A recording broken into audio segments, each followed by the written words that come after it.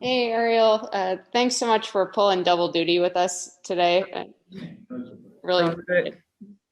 it. First off, is your phone okay? Like, how many texts have you gotten today? That's funny. I was actually telling one of my teammates it's kind of like the on your birthday. It's like everybody is just hitting you up. But yeah, my phone's kind of going crazy.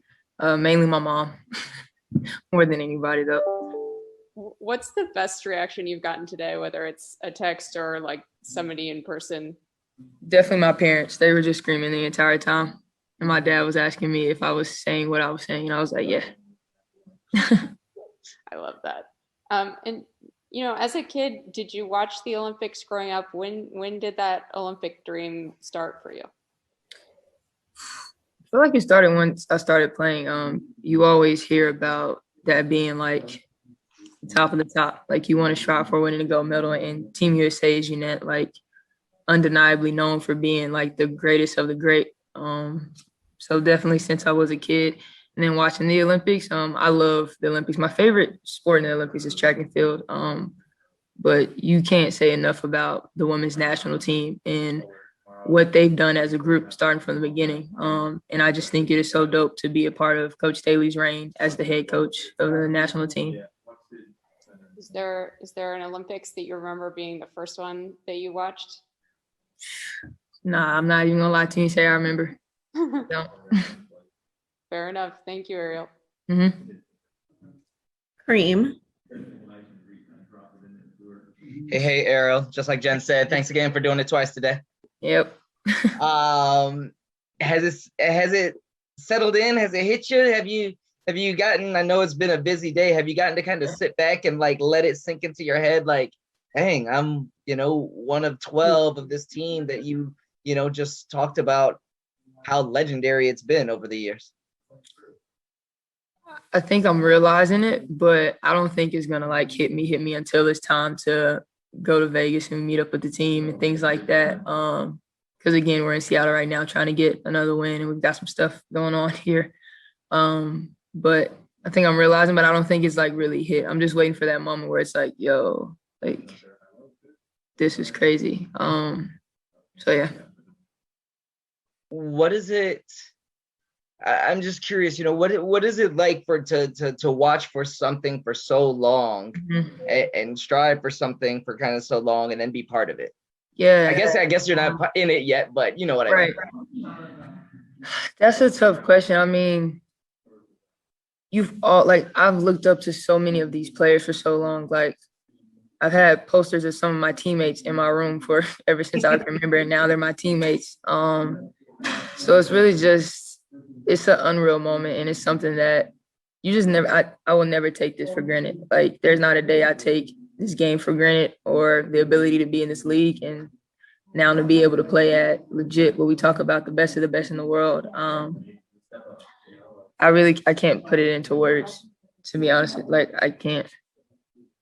Whose posters did you have? Nah, I can't say that because I Now, got to okay, play tell me. against some of them. Nope. So we in the middle of the season. Can't talk Yeah, about that now. maybe once they all retire, we'll All say it. right. Hey, Tina, how are you doing? I'm well. How are you? Good. Congratulations on the Olympics. Thank you. I was listening in earlier today, and I think you were kind of mentioning, hey, you still kind of get emotional about this selection each time. And I'm just curious, why does this one, of all your accomplishments, why does this one mean so much to you? For me personally, it means a lot just to be able to, represent my country. In 1996, I was able to watch that gold medal game. I remember it vividly. I remember my eyes being wide open, sitting down and watching that game and just thinking to myself, wow, like, I'm starting to love basketball and seeing women that look like me be on this big stage. I wonder if I could aspire to be there. And then the following year, the WNBA starts. So I just don't take my position for granted. I know the work I put in. I remember starting with USA basketball from like high school USA development camp and all of that. So it just means a lot to me to be able to be on the top of the top stage with the most elite players alongside of me. So every time I speak to Miss Carroll, this is the third phone call, I'm always emotional. So I'm just thankful. Almost like a big picture of not just this, but this year in general with as well as you've been playing, having a career year amongst the outstanding career. Does this year feel any different to you than previous years, or is it just like the results are, the numbers and stats are a little bit different? But I'm just curious, as you're working and as you're preparing, do you feel different, or does this just feel like every other year? I feel like, throughout my career, I've been able to get better each and every single year. I think there's always been some type of improvement. And so for me, I think I'm just doing what I've been doing year in and year out. This year is definitely different just because I didn't play last year. So, the hunger is there, wanting to compete, missing being in the locker rooms and all of that. But outside of that, I think I'm just doing what I normally do throughout the days and the games of my career. Cool. Well, thank you very much. Mm-hmm. Evan. Hey there, Evan Lambert with Fox 5. Congratulations. And you've done this before. So what advice would you share for your teammate who will now join you on the Olympic team? My advice to any of the first years, I think 6 of them, especially Ariel, is less is always more. Normally when you're with the Olympic team, you normally check who you are for your WNBA team at the door. And it's just more so what you can do for us to achieve to win, the actual games that we need to win to get to the gold medal game. It's just all those little things. And then it just always comes together. And I think that's the beauty of this Olympic team. We don't have the leisure of being able to train together as much as other countries do. So the fact that we could be selfless, and it's not just about what you can do on the court, but it's just also, it's about your character and the person you are as well, so it just definitely is full circle when you're on this team. But that'll be the best advice to any of the first years, is just less is always more when you're on this team.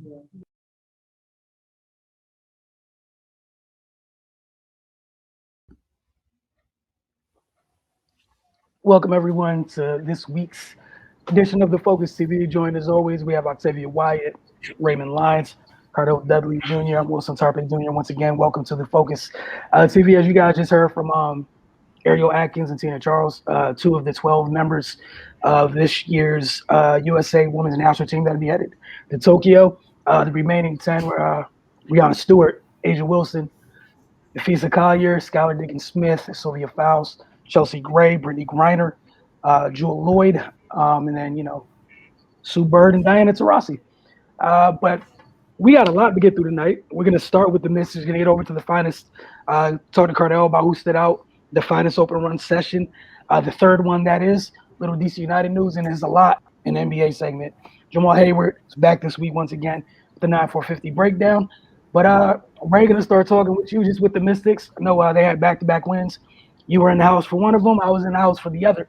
And then now, nice 3-game road trip this week, because why not? 2:10 p.m. starts because life is fun, and the 1 p.m. start to finish off the trip.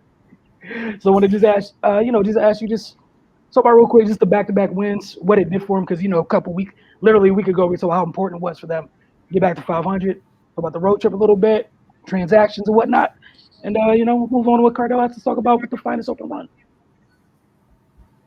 Yeah, man, it's like we've been talking about. It's just important for them to get numbers in the W column right now. They did that. Wilson pointed out their back-to-back wins. The win against Atlanta is probably their best win of the season. They battled back in that game, even without having Tina. Teresa Plaisance was huge. It was clearly her best game of the season. Of course, Ariel Atkins did what she does. Then they beat the Fever on Saturday. So yeah, they're on a little mini run right now, but unfortunately it's come at a cost. They're being bit by the injury bug. They're getting some of that bad Wizards mojo, man. So I don't know what's up with that, but they lost Natasha Cloud with the ankle injury over the weekend. Then the game against Atlanta, they lost Maisha Hines-Allen, and Erica McCall is out with the knee injury as well, and Kiara Leslie is in concussion protocol. So they're a little shorthanded. They were able to battle back the last 2 games, but they got a tall task tonight playing Seattle. They're the number 1 team in the league. So this is not a good time to be without without to be not at full strength. So but yeah, man, they just showed tremendous grit, in these last two wins. Like I pointed out against Atlanta, they were without Tina. That was a huge mountain to climb because she's the leading scorer in the WNBA, double machine. They've been basically running their offense through her throughout the season. With especially without having Elena there. So yeah, it was interesting to see how they would navigate that situation. But they responded, and then when they got Tina back against Indiana, it was business as usual. Tina and Ariel, they're becoming a formidable duo. Yeah, man, they filled the box score up, so they're kind of getting into a groove. But like I said, the injuries are just coming at a terrible time. It's not like it's it's ever a good time for injuries, but they kind of compounded at this point, especially losing Maisha and Natasha Cloud. So yeah, man, we'll see what they do tonight. They're going to have to keep that defensive pressure up. Seattle has a lot of capable scorers, and of course, they got wily veterans in Sue Bird and Breonna Stewart. Then also you got to deal with Drew Lloyd. So, and it's going to be interesting to see how they do this. Not having Natasha Cloud is big because she kind of controls the tempo and runs the show for them. So, Leilani Mitchell and the other ball handlers going to have to step up. But they've been rounding the form recently. So yeah, man, this will be a good time as any to to go ahead and show their worth. I know Coach T is going to have them prepared. So we're going to just hope for the best. Yeah, if they could get out this 3-game stretch, 2-1, that'd be that'd be a wonderful thing. 3-0 would be even better. But again, we like to live in this current reality, not alternate realities, like some folks. As Ray said, that was maybe the most kindest way you could say you could describe tonight's task in Seattle. It's going to be a tough one. Really going to be a tough one.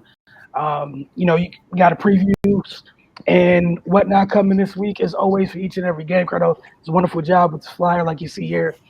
As a reminder, we'll be around later tonight for Mrs. Outlook. That's for tonight, Thursday, and Saturday. Taking the games, watch them with us. Get up with us afterwards as we break down the results. But Cardell, finest magazine open run, session 3. Yeah, a lot of the same names that dominated, a couple newcomers to the list. Want to thank everybody that came out the last 3 sessions. We won't be having our final session. A lot of the kids are going back to school, and the live period for high school players is going on. They got to handle business. They haven't played in a year, so this is pretty much for a lot of kids in the area. Last week and this upcoming weekend, their only chances to play in front of top coaches. You know what I mean? So they got to make the most of it. So it was hard to get players to play with college coaches calling them to summer school and for summer workouts and whatnot. So, but once again, I appreciate everybody that came. They loved it. And, they all saying they want to come back next year. So we'll definitely do it next year. I talked to Ooze and they said they would it as well. But, we're going to start with obviously Ed Meyer's top performer, MVP of the session, of the showcase. And it's Stephen Whitley, 6'3" point guard out of Norfolk State, who's currently weighing pro options. I'm trying to see if he's going to go overseas or go the G League route. He's a beast. The only thing he's really missing is being consistent from 3-point range. But, he's highly competitive, can defend, pass, score. He's strong. He's athletic. He got all the tools. His pro size. He's ready to go. And definitely, put some of my scouting homies in the NBA and overseas on him. And they like what they saw. So hopefully he'll get the opportunity he's looking for, because that's what these pro runs are about. Also, the next one for the team in itself is Trey Booker, 6'4" guard. He's at Livingstone Division II school in the CIAA. Stocky guard, strong, but can shoot it and score from all 3 levels, man. He don't have any problem.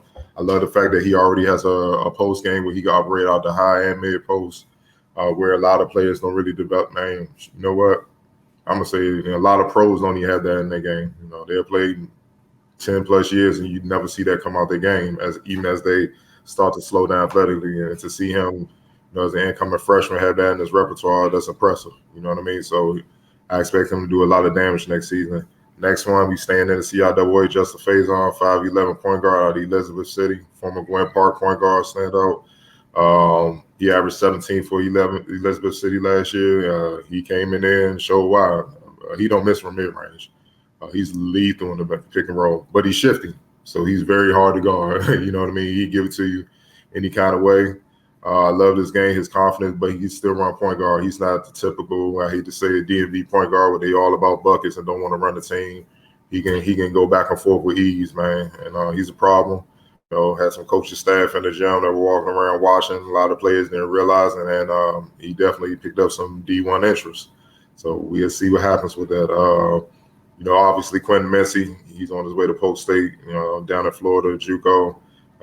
He's been consistent throughout the runs, almost as consistent as Whitley, dominating, being versatile, Swiss Army knife, 6'5" wing, shooting the ball, the best I've ever seen him shoot the ball ever since high school when I first started watching when he was a junior. They just said he was an athlete, defender, slasher, but now he'll sit out there if you give him space.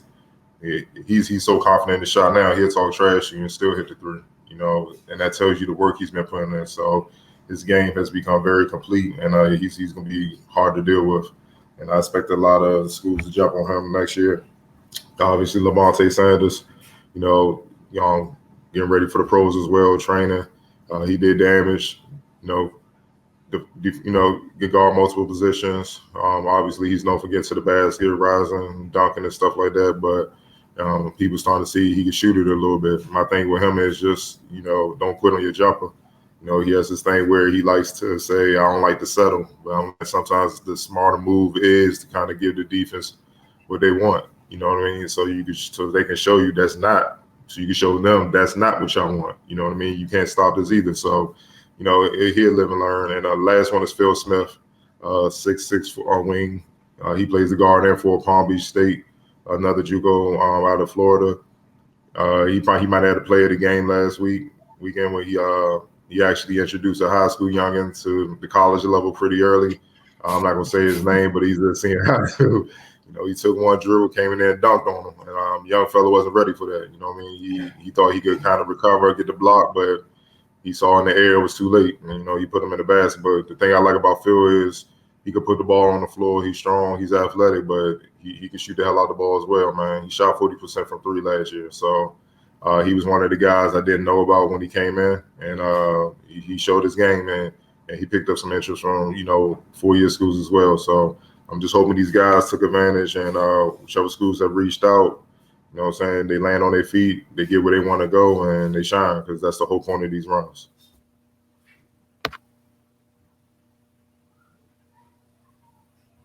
It was definitely a great environment. Definitely enjoyed each and every session. I'm looking forward to next year already. I know the kids are.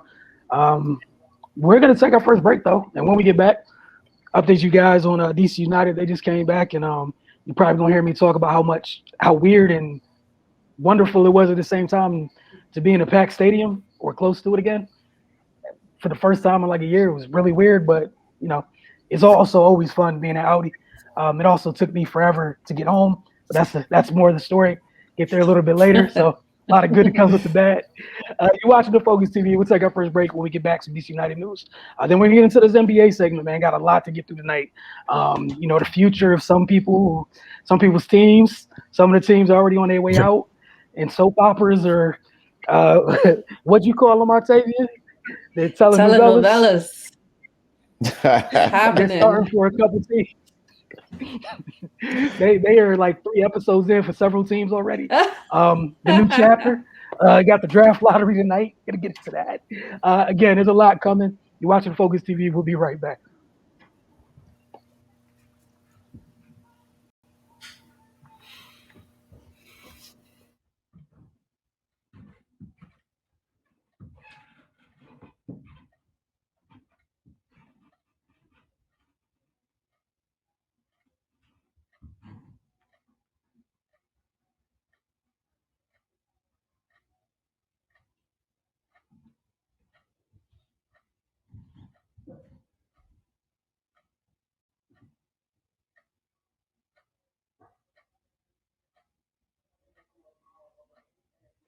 All right, welcome back to the Focus TV.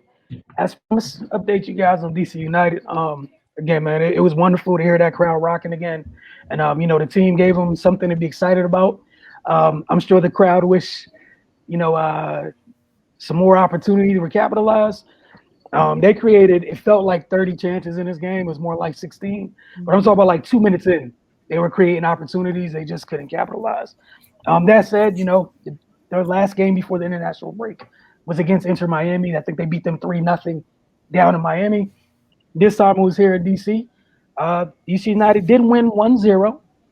Coach Hernan Losada counted 16 scoring chances that his team created. They were able to go up 1-0 in the 72nd minute, thanks to Ola Kamara,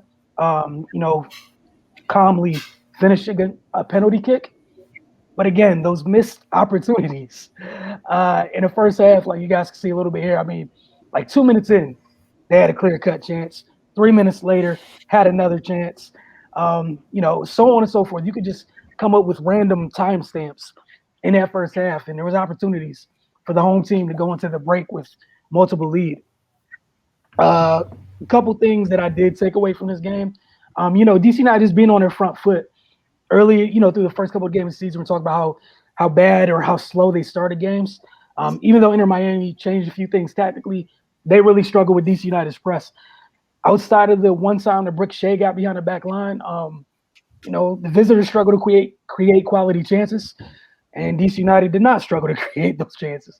It was a good step in the right direction as the team continues to get more comfortable with Losada's style of play.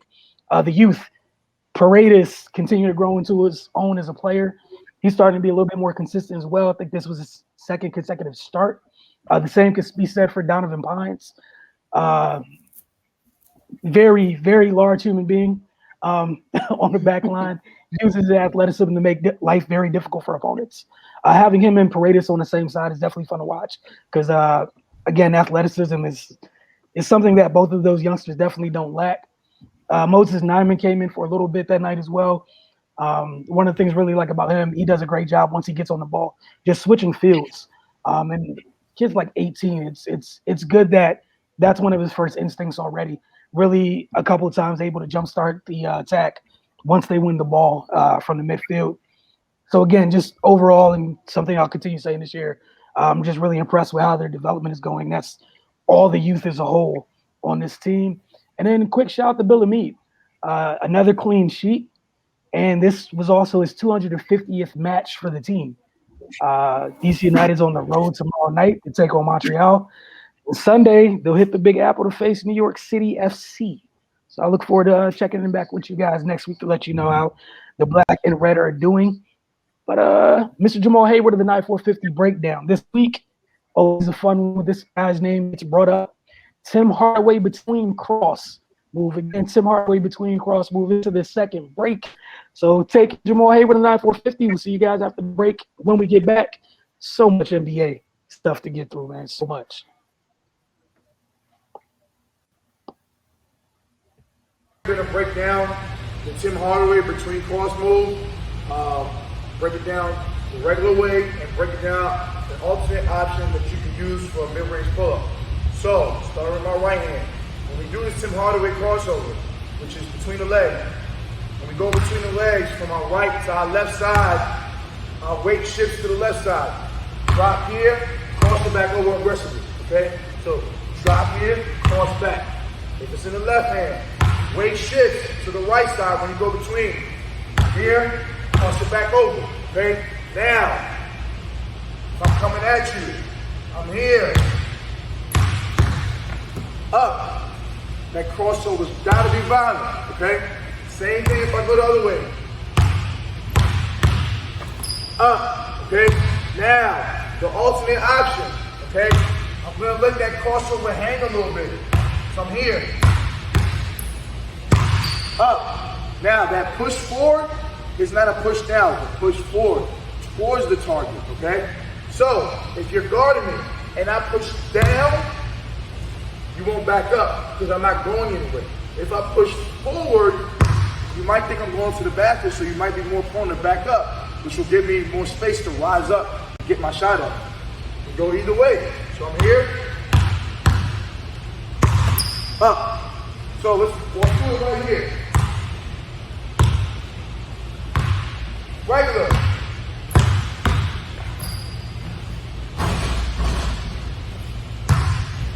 Now we're gonna add the alternate option.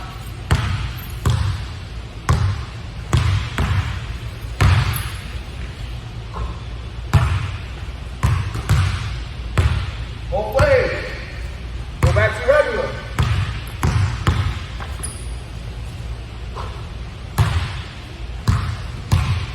Alternate option.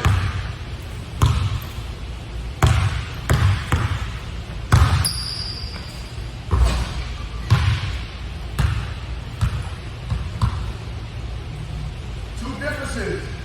Same move, add an additional dribble that sells a drive, gives you space for your pull-up.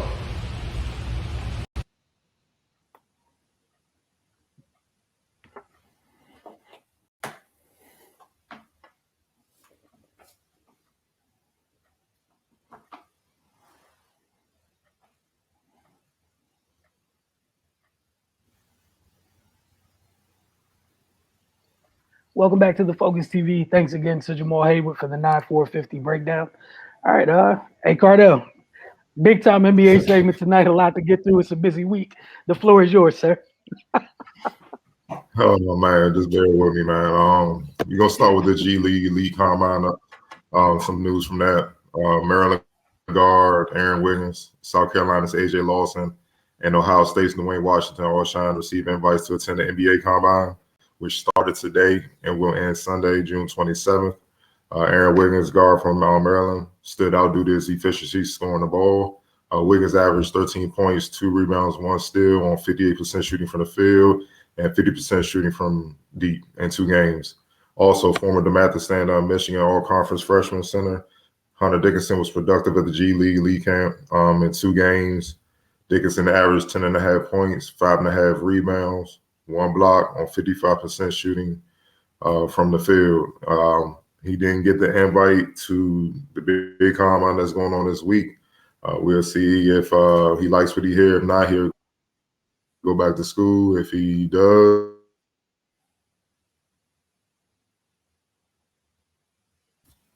for the NBA combine players, began combine work today and shooting and interviews and strength and agility drills and measurements. 5-on-5 games will take place June 24th on ESPN2 and June 25th on ESPNU from 3 to 7 p.m. We will have coverage of that, naming our standouts or whatnot, similar to what we did with the G League when they first got started off earlier this summer, well, this spring, so to speak. But, they did do measurements today, and here are some measurements of local products from the combine. Luka Garza, I know that name might sound familiar, from Murray Center, Iowa All-American. He registered 6'10" without shoes, 6'11" and a quarter with shoes, 8'11" and a half standing reach. He weighed in at 240 pounds and has a 7'1" and a half wingspan. Nashawn Bones Highland, I know a lot of people don't know, he's actually local. He's from the Delaware area, put in work here as well. That's how he got to VCU. He registered 6'2" without shoes, 6'3" and a half with shoes. He has an 8'5" and a half standing reach. He came in weighing 169 pounds, and he has a 6'9" and a quarter wingspan, which is ridiculous for a point guard. That just tells you why he's able to get away playing the 2, that length. Similar to, if you remember Allen Iverson, he came in 5'11", 6 feet, but when you got 6'7", 6'8" wingspan, and you're a great athlete, you can get away with some things being that short, and that's kind of what Bones Highland has going for him. Another big man that made waves but didn't quite play a number of games here on the collegiate level, Maker, Howard Center. He registered 6'10" and a quarter without shoes, 6'11" and a quarter with shoes. He has a 9'4" standing reach, came in weighing 232 pounds, and has a 7'1" and 3/4 wingspan. Another local product, Cam Thomas, who played for Boo Williams from Virginia, played at Oak Hill before he literally torched NCAA at LSU. He declined to participate in the combine. That means he pretty much has assurances he's going to be drafted pretty high, so there's no need to do all that. He's going to interview and keep it moving. Isaiah Todd, who played for the G League Ignite, we cover him covering the G League earlier this spring. He's a Baltimore native. Most people may not realize. He measured in at 6'8" and 3/4 without shoes, 6'10" with shoes. He has an 8'11" standing reach, weighs 219 pounds, and has a 7'1" and a quarter wingspan. Like I said, we will have breakdowns of who stands out from the 5-on-5 games later this week on the special pre-draft edition of Wizards Outlook. Okay, but before I get to the NBA playoffs, a little USA basketball news for the Olympics, which we would be honored to be covering for the first time this summer. The USA basketball's men's roster is getting close to being filled, with now as many as 8 spots on the 12-person team claim. Brooklyn's James Harden told the USA men's national team that he is committed to playing next month at the Tokyo Games. Miami's Bam Adebayo has also informed USA basketball of his intention to play. So add them to the list of, Kevin Durant, Draymond Green, Brad Beal, Jason Tatum, Devin Booker, and Damian Lillard, along with Drew Holiday, Chris Middleton, Kevin Love, the guys that have committed to play. So we'll see how all this unfold as the rosters get filled. I'm pretty sure we'll be getting some emails soon, and we'll have that for you. Moving on to the NBA playoffs. It was some exciting Game 7 matchups. Milwaukee knocked off the Brooklyn Nets in 7 games with the score of 115-111 in overtime to advance to the Eastern Conference Finals. The guy with no skill who's scared to defend Kevin Durant, according to folks on social media who don't have any skill and wouldn't defend KD themselves. Giannis Antetokounmpo posted 40 points, 13 rebounds, 5 assists on 15-24 shooting from the field. Chris Middleton added 23 points, 10 rebounds, 6 assists, and 5 steals. Drew Holiday added 13 points, 8 assists, and 7 rebounds. And Brook Lopez finished with 19 points, 8 rebounds, and 4 blocks. Brooklyn was, of course, led by Kevin Durant's 48 points, 9 rebounds, and 6 assists. James Harden posted 22 points, 9 rebounds, and 9 assists, but shot 29% from the field and 16% from 3. Blake Griffin added 17 points and 11 rebounds and 3 assists. No Nets reserves scored in the game at all. So I want to get your thoughts. I'm going to start with you, Octavia. I mean, the people that are talking about Giannis not guarding KD, like you said, they would never even attempt it a day in their lives. But they didn't need Giannis to guard KD. PJ Tucker was holding that down. He did everything that he was supposed to do. And KD still, being KD, got off, which is understandable, but he made every situation that much harder for KD. And that's what they needed. To me, I feel like their offseason was really, really good to them. The pieces that they brought in, them getting PJ Tucker at the end gave them that element of like, you're not going to push us around, because I felt like a lot of teams felt that way about them last year. They didn't really have anybody that was going to get in your face and do anything or say anything. But we saw numerous of times in this series, KD and PJ Tucker going back and forth, even with them being great friends. It's still, during the game, I don't know you. It is what it is. I got to get this win. And KD did everything he could, but we kind of had an inclination like without them having at least 2 of the big 3, it was going to be really hard. And I feel like they had 1.5 because James Harden wasn't 100%. You could tell, like you just gave us the numbers from him shooting. That's not what he usually does. So we have to know he was still suffering from the hamstring injury, which of course makes sense. But they just didn't have enough. And I watched a couple of shows. I like to hear what other people talk about and how they talk about how, earlier in the season, they didn't really care about coaching. They felt as though, like Kyrie said, like coaching, like we're good. Like we have great players, they kind of downplayed the coaching aspect of it. But as you can see, it was kind of very important because, your big stars weren't there for majority of the season altogether. So having a good coach coaching up the rest of them would have helped. Joe Harris went MIA, in this series, and he's been, hitting shots all year, but couldn't hit them when it was necessary. So as he makes one in that clip, but he didn't make enough of them. So I'm not surprised, kudos to, Milwaukee getting there, and especially because there were still so many doubters this year in them, which again is understandable because they were playing against the Nets. And if the Nets were full strength, we may not be having this conversation, but it is what it is. Injuries happen and you got to roll with the punches. But I mean, even during it, people were still talking about if Budenholzer will be fired. Here they are in the Eastern Conference Finals, and people were still talking about him possibly being fired, if they didn't get here. But they were able to hunker down, get it together, and win in a Game 7, which was a great Game 7 at that, because as much as we praise them for getting through, it was tough. It was really down to the wire. So it was just a great game to watch. Right. Yeah, man. Kudos to both teams. That was one of the best games I watched in a while. They was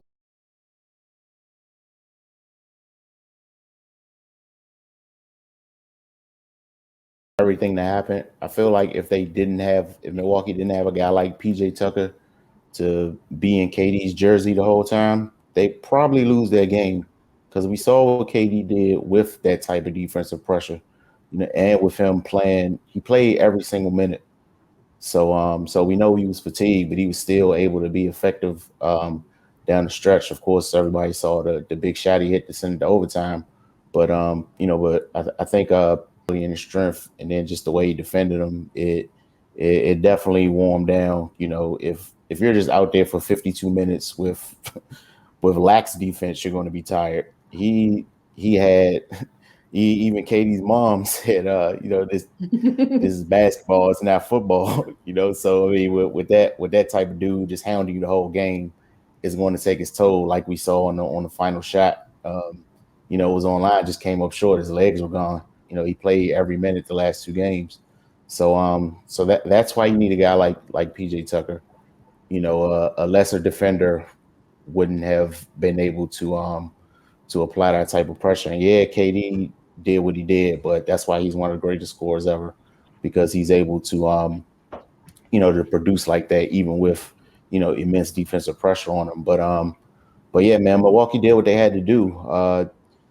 Even though nobody's ever going to admit it, people owe Giannis and Chris Middleton apologies. Like, people have been rough on both of them, given their performances in recent years. But Chris Middleton showed up, and they desperately needed it, And what do you know, that good old analytically bad mid-range shot, he scored a lot of points in that area. So yeah, it's pretty useful if you ask me. But and Giannis, he did his thing. Cardell laid out the numbers earlier. He did what a franchise guy does, man. So then of course we talk about PJ Tucker's defense. Drew Holiday made some key plays for them. So yeah, man, their new additions, they paid dividends, and now they're in the Eastern Conference Finals with a chance to go to the finals. So but yeah, it was just a great game, man. Competitive, and you got bozos on social media talking about it's bad for the league that smaller market teams are advancing, but obviously the ratings say otherwise, and the quality of games say otherwise. Like, most people don't care about names per se. They just want to see good competitive games, and that's what we're getting. So yeah, man, I'm glad. I've been enjoying it. I'm sure we're going to get into that other series later, but yeah, man, that was a great game, man. I wouldn't have wanted to go down any other way. Of course, I'd have wanted some chaos on the timeline, like Wilson says, if KD hit that shot at OT, but we got it regardless, because the foolish takes, man, people was getting them off. But yeah, man, it was a great game, man, and congrats to the Bucks. Wilson. It's almost like the league is more than a couple players deep. It's amazing. A 30-team league has more than a couple good players. Like, we watched 2 of the best go at it in a series. Like, it was amazing. Clearly, the things that are facts. We didn't watch 2 teams go at it at full strength. Regardless, we got a great 7-game series. Milwaukee needs to be given their due credit for advancing out the series. It's just that simple. We want this, this trajectory that he's been on the past few years rather. It's a big step in the right direction, man. Everybody's talking about Coach Bud being in trouble and whatnot. It's not a bad. Hey, look, that win right there buys you some time. Buys you some time to think about stuff, right? So that was definitely a good thing. And I mean, simply, you watched, the guys around Giannis. They came to war with him. They were there when they were needed. And, obviously, after talking about the big three in Brooklyn. Some of the others, some folks did step up in that game, and some folks, you know, like Octavia said, they were MIA. Had a couple opportunities to make plays, they didn't. But man, yeah, man, there's nothing left to say from that series except I'm looking forward to these teams going at it over the next few years with several of the other very good teams in the East. It was fun to watch, man. And as for the people online, just y'all gotta let it go, man. I know it's tough, you know. You guys were in the playoffs. It happens. You know, everybody doesn't win. There's only one team that's gonna be happy at the end of all this. Enjoy the basketball along the way, man. Like it was great basketball. That's the end of it. And it was definitely a nice reminder about who everybody's favorite Baba Yaga is. You know, everyone can say everything about whoever they want to in the league, and there's a couple people when they're around, they scare the bejesus out of folks. And one of those guys, they're back, fully back, and another one of those guys is on the way. Giannis is he's on his way up, man. It's fun. It's very, very fun. Yeah, and you know, I know just a couple things about that. It's funny seeing NBA dudes, NBA players troll, but they love to get on us. You know what I'm saying? Talking about we're negative towards players and stuff. And I'm like, y'all worse. You know what I'm saying? It was certain people calling out Giannis, talking about why he didn't get on KD when KD went off that, what was it, game 5 or game 4, whatever, when he had a historic triple-double or whatnot. And, you know, we were talking all wax. I'm like, some of the players shouldn't even be talking about defense. It's amazing how defense is never brought up until, I guess, a certain player that's on all defensive team, I guess, in their eyes don't play it. It's funny how the goalposts move for people. But my thing is, man, if you're not known for defense, how are you talking about that? Like, and I'm not even going to say any names, man, but it's just certain players that should never get in that conversation, man. Because let's just say a lot of players' eyes light up when they see them in front of them. Let's just say that, man. And also, if like you see in the clips, it's called strategy. Like it's the playoffs, man. Anybody got time for, you know, a measuring contest, man? You know what I'm saying? Like it's about winning the game. You know, fine. Giannis should have got on him in that game late, but my thing is nothing would have stopped KD in that game. Like nothing, nobody. He was just on, and when he's on, that's just one of those times where you just gotta be like, you know, shake his hand, come back next time if it's another chance to come back. But most of the time they was picking on Brook Lopez. You know, they you know, analytics, the drop coverage, don't give up any threes. So him or Harden was doing pick and roll sets trying to attack him. You know, I know guys saying Giannis, they was criticizing his defense, but I also noticed the Nets were going away from him. You know, if he wasn't a great defender, why didn't they pick on him? We covered the Wizards all year. We know what that looks like when a guy can't play defense and he gets picked on. It's brutal. It's ruthless. So it's just certain things that people just need to watch the games and learn, man. Because it's just, you know, it's just getting old, man. Give people their credit when they show up and perform, man. Not what you want to see, and just, you know, trying to be critical all the dang time. But you know, social media gonna be social media. You know how I go. But for the next game, Atlanta, yeah, this one, woof. Well, before we move on, I gotta ask y'all a question. Do y'all believe, even though he was hurt, do you feel like James Harden warrant criticism for not, I guess, performing up to par? This is another year in the playoffs where he hasn't performed up to par. What are your thoughts on that? We're going to start with you guys here. My thing is, if you're not healthy enough to be effective, you shouldn't be on the court. So I can't give you slack just because you were hurt. Everybody's hurt. The entire league is hurt. You know, so I can't give him slack because he was injured. If you out there, you got to produce, and you was out there and you weren't producing. So it's another fail for me in the playoffs. Okay, right. I'm kind of on the same wave. Like if it's kind of a catch-22 because he was obviously on one leg. But at the same time, yeah, if the injury is that bad, where it's going to make you play that way and be a detriment to your team, then don't go out there. I'm not interested in you having no Leonidas type, effort. You ain't gotta go out on your shield for me, man. If it's that bad, because he was visibly limited, man. But yeah. Once you step on the court, you kind of open yourself up to that. So I mean, I don't think it's necessary to dog him, but I mean, the fact is he didn't play well. So that can be stated. It's a fact. It happened.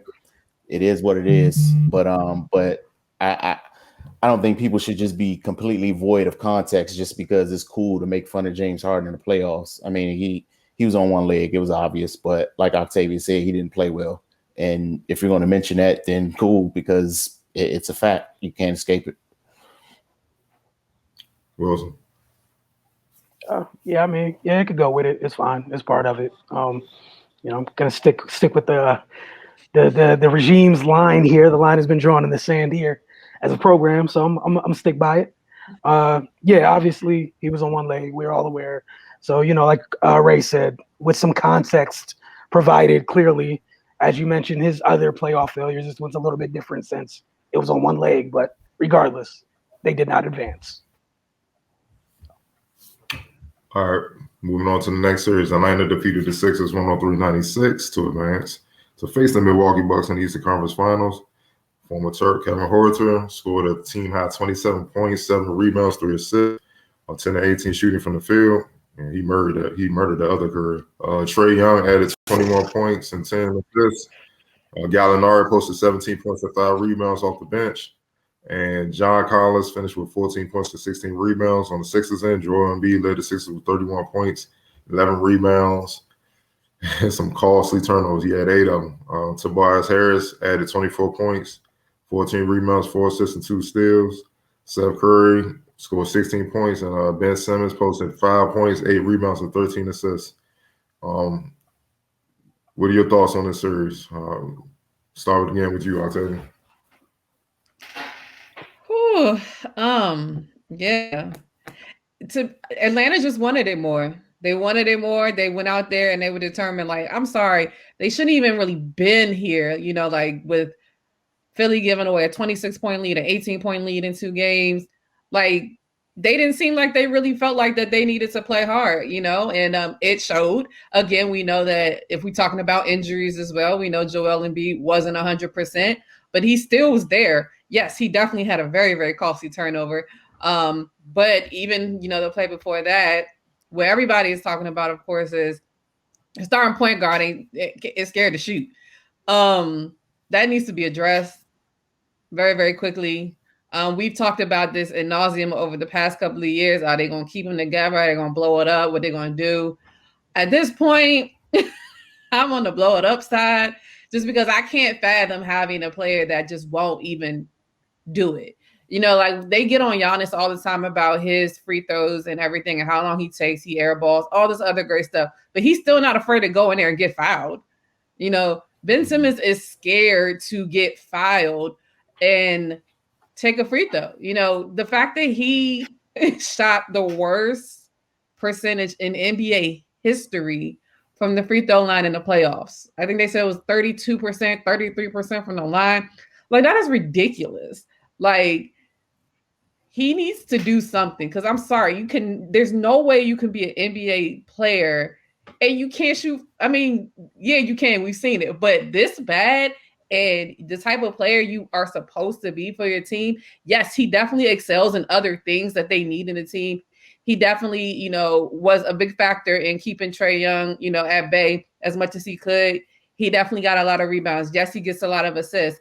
But when your point guard can't even shoot when it's a wide open layup, like a legit wide open layup, and for even then your number one star to sit there and say like that was probably the turning point of us losing this game, and then I just want to talk about Seth Curry was getting burned. When I tell you, like every time I saw him, I was like, oh my God, please take him out.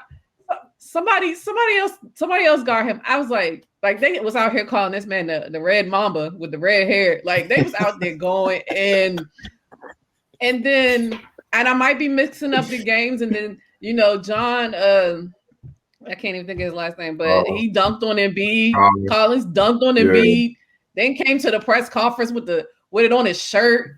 Like had a picture of him dunking on Embiid on his shirt at the press conference, like flexing. Like it's ridiculous. Like I just feel like they wanted it more because if you're looking roster wise, you would think that Philly should have been able to eventually, take care of it, but they couldn't do it. And I just don't think they wanted it bad enough and they just couldn't compete. And it's just sad. Like even Doc Rivers coming on out, like I don't know if Ben can be, a point guard on a championship team. Like that says a lot. Like to not even he had to kind of be real about it, but in a roundabout way, because it's just ridiculous at this point. He needs to be in the gym now, right now, shooting free throws, trying to get a mid-range shot, talking to somebody, get his mental right, because there's no way he can continue to be, if he wants to be a number one option on a team playing like that. Right. Man, we gotta check Vegas because Ben Simmons might have been on his Tony from Blue Chips. Because that was I don't know what that was about, man. That was it looked bad, man. It just plain and simple. But Atlanta's ahead of schedule, man. I'm here for it. It's interesting to see a team kind of just kind of leapfrog like that. We all have been saying they got pieces. They got a nice young athletic team. They got a potential superstar in Trey, but I don't think anybody would have guessed that they'd be in the Eastern Finals at this point.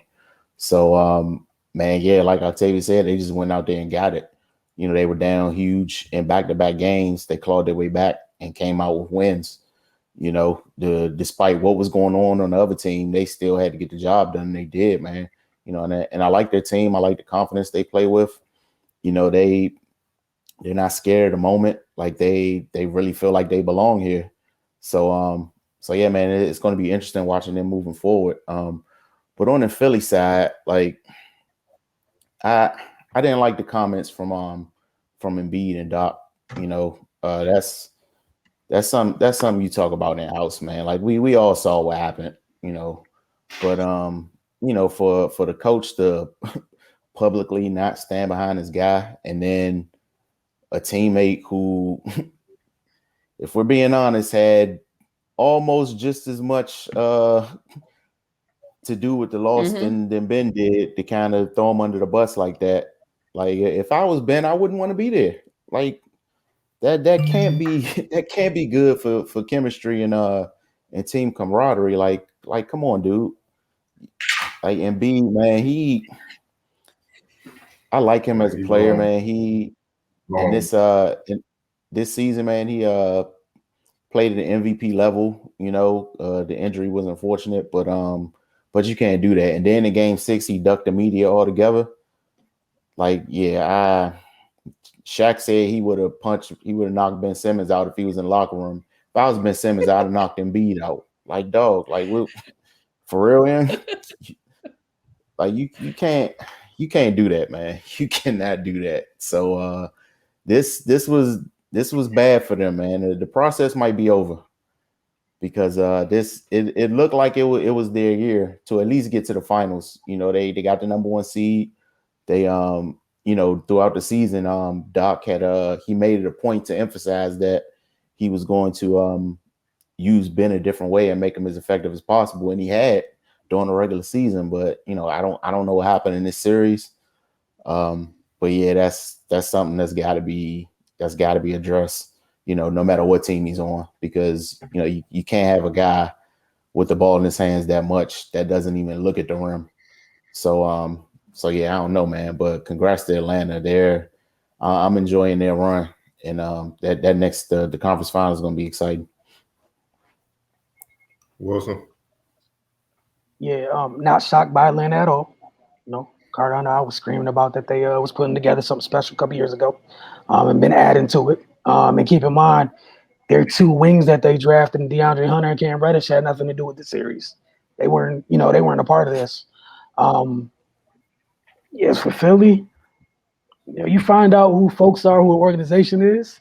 It's not a good look for now. Everybody know what you guys are as an organization with the people that are there. Yeah, Ben didn't have a good series offensively. Cool. If Ben wasn't on your team, Trae Young might have averaged 45 this series. Lord knows the rest of the people out there. If Kevin Huerter was doing what he wanted to Steph gets to go home and be like, I'm the best defender in the world. in the family, in the bloodline right now. After that, like for real, everybody. No, I'm dead serious. All the stuff people was giving to Steph Curry, bro. He was on islands against Kyrie, against LeBron, bro. Kevin Porter did that to you. Ooh, it made it look so easy too. And they couldn't even take Steph off the court. I know he's a Terp. I'm sorry. My bad. I know. Sorry. He put a little emphasis on that. Kevin Porter cooked you. They can't let him live that down, bro. They can't. Let me say it again. I'm so sorry.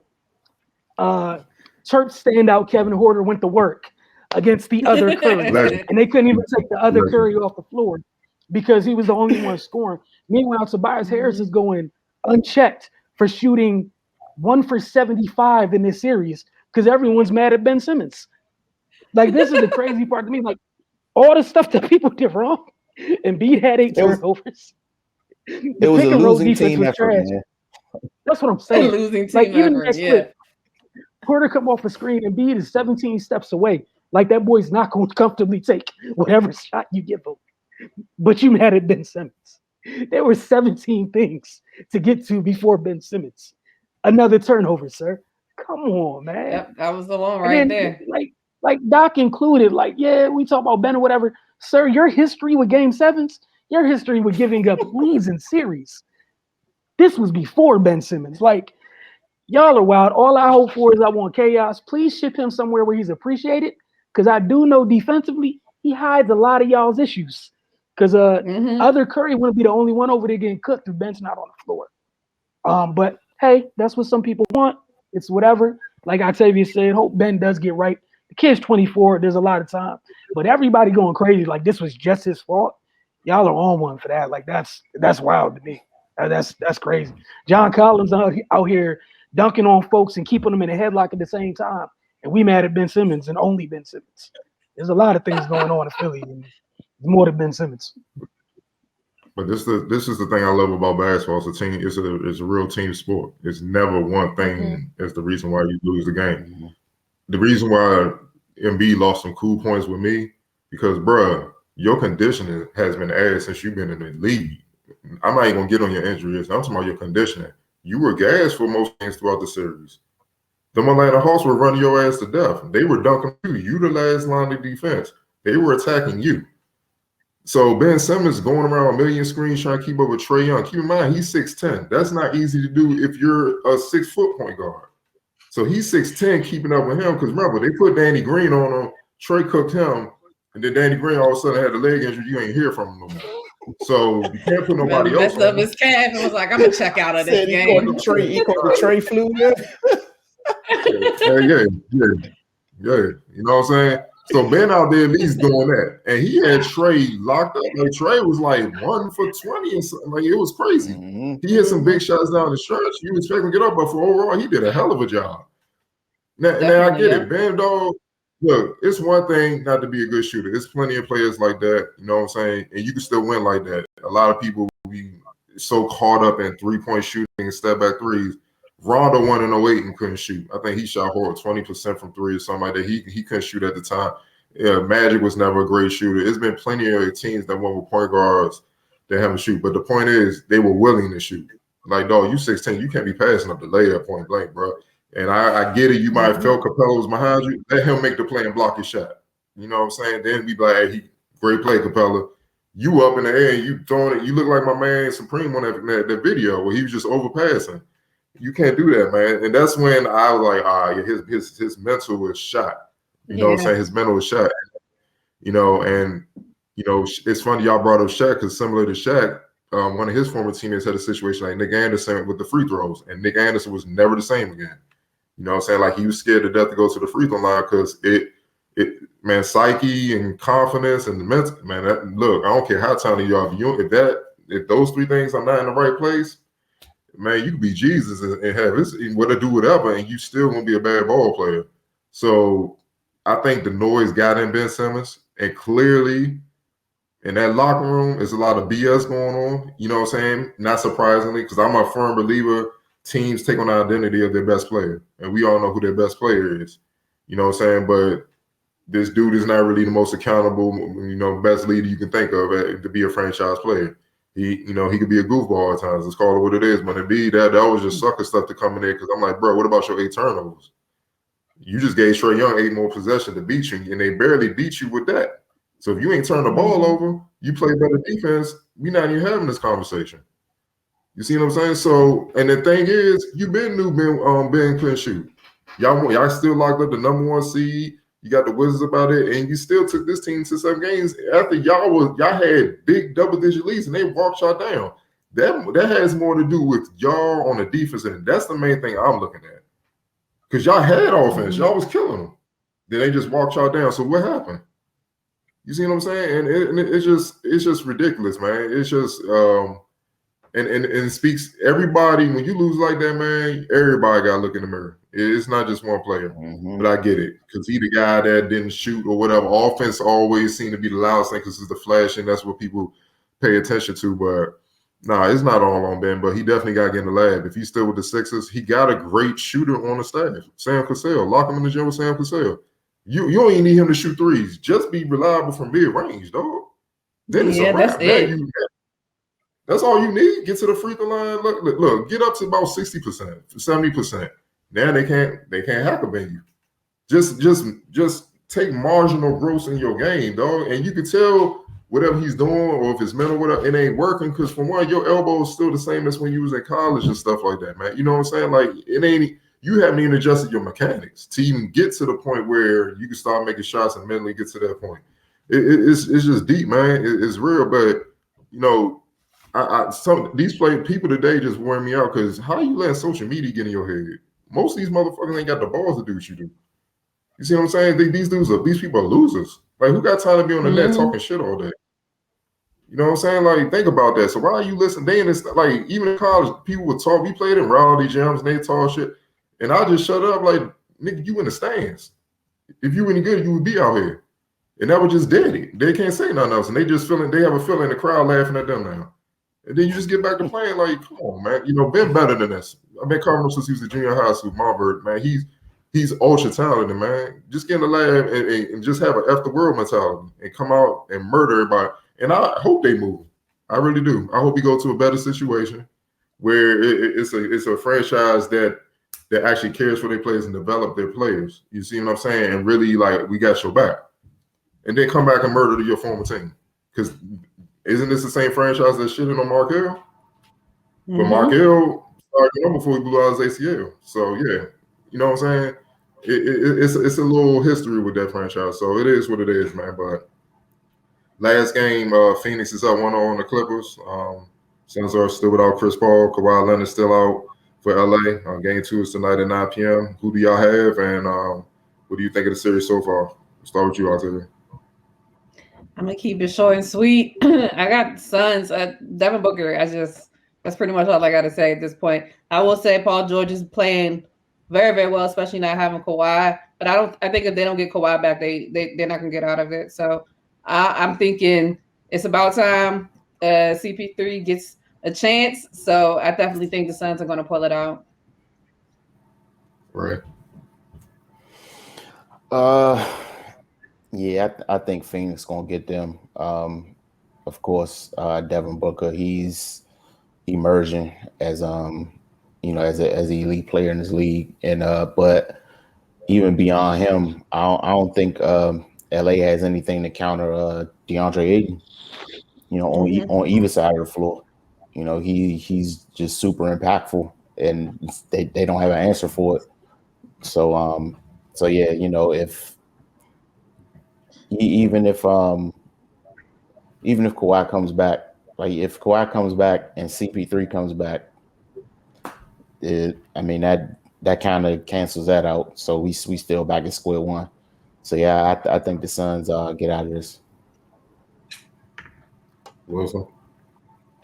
Yeah, I think the Suns go ahead and go up 2-0. And what I won't do is throw the Clippers away, since apparently series don't start for them until they're down 2. So that is true. Yeah, Suns go up 2-0. Look forward to Ty Lue's adjustments for games 3 and 4. We should be 2-2 headed into game 5, and we'll see which team stars get back. That's where I'm at. Yeah, with best of that. the 3. The Clippers, you got me. I just accepted it. Games 1 and 2 are for you to make your adjustments. Who makes that adjustments? 3 and 4. You look like world beaters. Game 5, other team reacts to your adjustments. Here we go. So that's where I'm at. If the Suns escape the Ty Lue adjustment thing, cool. But I'm just going by. It's more than a trend now. It's what Ty Lue does. So hey, I refuse to overreact to game 2. I'm with you. I can't do it. They done did it too many times. It's like, nah, dog, you asking for it. So, but yeah, obviously Chris Paul come back, and Kawhi, if it's true what they saying, it's an ACL injury, he's out. It'd be tough for him, but you starting to see him trying to find ways. Boogie played last game. We ain't seen him all playoffs. Rondo getting more minutes. Like, you can tell he's starting to cook things up. So I'm being very careful, jumping one way with this because the way they got hot against Utah and just finished them off, man. They're capable. So they're more battle tested than Phoenix. You know what I'm saying? So I know Chris Paul's battle tested, but the rest of them ain't battle tested. So they haven't really been rocked so far in the playoffs. So it'll be interesting to see if the Clippers get them on their heels a little bit. And also before we leave, the Detroit Pistons got the #1 pick. The Rockets 2nd, Cleveland 3rd, Toronto's 4th. The Magic got the 5th pick. OKC got the 6th. Warriors got the 7th and 14th. The Orlando Magic got the 8th. Sacramento got the 9th pick. Pelicans got the 10th. Charlotte got 11th. Spurs the 12th, and Pacers got the 13th pick. So congrats to Detroit. They got the #1 pick. They built something there like Isaiah Stewart, like the youngest they got. Obviously, Sadiq Bey made the all-rookie team. Weaver, DMV legend, obviously he got him cooking. So I know he's gonna pick right. He has a nose for talent. So that's a good, good spot for them. I know they're gonna make a good pick, and we'll see what happens. More importantly, Golden State, they got both their first round. They got both their lottery picks to go with the team they had with Clay returning. So yeah, light-skinned dudes might be back a lot quicker with Wiseman healthy. Yeah, light-skinned dudes might be back a lot quicker than people. Yeah. Chaos, my good sir, chaos. There's a certain tall, light-skinned guy in Philly. You guys are sick of him. There's some light skins over in the Bay. I'm sure they'll find a way to get along with you. Just saying, And he averaged like 20 assists with them.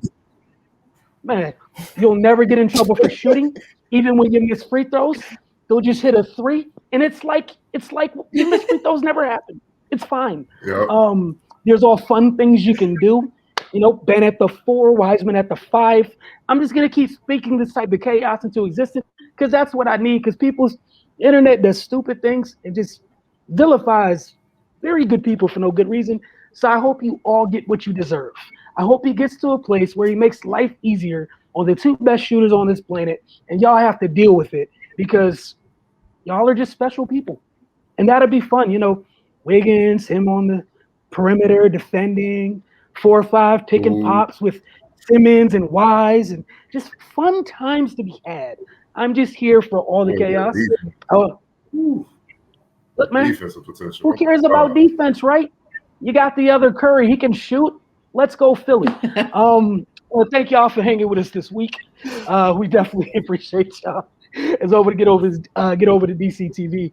I think it's .org every week for Friday nights, 10 p.m. Show airs. Saturdays, you can check the schedule to see when it does re-air. And again, just get over to thefocustv.com. Really easy. Get over there. All the stuff we have. So like weeks like today, went a little bit over. We'll have this whole session just up on thefocustv.com for you guys to have because it got to change a little bit for the parameters for TV. So, that's just part of it. We'll see you guys very soon. For Octavia, Raymond, Cardell, and myself, y'all have a great evening.